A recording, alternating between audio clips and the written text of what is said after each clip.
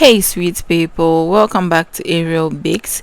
Today I am going to decorate a soft whipped cream book cake for a birthday order, and I'm keeping it simple, clean and elegant.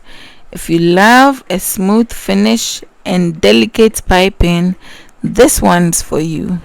Before we zoom in into the decor, I have a simple question for you. Would you tell your old mother or grandmother, let's say between 70 to 80 years, that you are planning her birthday cake? Would you do that? So there's a funny story that happened when this order came, and I will tell you as we go along. But for today's cake, we are, like I said, we are decorating a book or Bible cake, Bible whipped cream cake, okay? And it's going to be so elegant, and for our cakes they are always decadent, right? So as you saw earlier, I just added the layers plus fillings, and now I am going on, after crumb coating, to shape the cake into looking more like a book or a Bible. Okay, so you see, when you open the book, the sides are a bit slanted, right? So that's why I'm cutting it that way. But before that, I measured to get the middle so that I can get the pattern correctly, and then yes, I came back to trimming the sides to make it look more than the book. Now I suggest you do this little by little in steps, okay, so that you will not really have a sharp line like that. It's supposed to fall gradually because books are in layers. All right, so after that, I crumb coated again, and after each crumb coat you have to chill the cake to make sure that it is steady enough for you to continue to have the perfect last layer of frosting. Is that all right?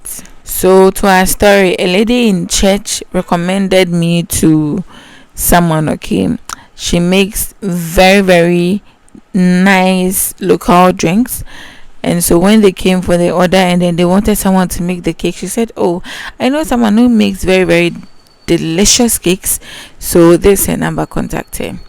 And so for the start, I didn't know that it was something that would be to a person from the church, and not that it would really make a change, but you get it. So we spoke about it and concluded on everything. The Sunday when I went to church, the woman came to me and then she said, I'm looking for someone. That is the old lady. I'm looking for someone who can make cakes. My children said they'll be throwing me a party, so I want someone to make a cake for me. And I was like, oh, okay, grandma, don't worry, we have already sorted things out. Your children and I have sorted things out, so you are good to go. But because when people age that way, they kind of behave like kids, their minds kind of reset, and so she wasn't getting it. It was more like a child who is happy about having a birthday cake and just can't keep quiet, and she wanted to make sure everything was so perfect. So she kept going on and on, and I kept assuring her, and so like people got to know that, oh, okay, her birthday is coming up and her children are going to do something. Meanwhile, it was supposed to be a surprise. Now back to the cake. So what we did was I added the final coat of frosting, right? And you know that for square or rectangular cakes you have to have sharp edges, and so I give it sharp edges, right, just as you saw. And then I piped the shell borders, okay, shell borders around it to give it that edgy look. And then I went on to pipe roses. Now usually, let's say if it was American buttercream, you would pipe it on the flower nail and all that, but piping it on a stick which in this case is one of my flower tools. It's like one of the easiest things. Okay, I didn't know when I was about doing this cake. I found it out and I decided to try it, and I was mind blown. It works and it's so simple. But as you saw, I was so clogged in, and to be frank, I didn't know I made faces while I was baking or decorating a cake. And this video actually made me know that I made lots of faces when decorating a cake, and it's kind of so funny for me.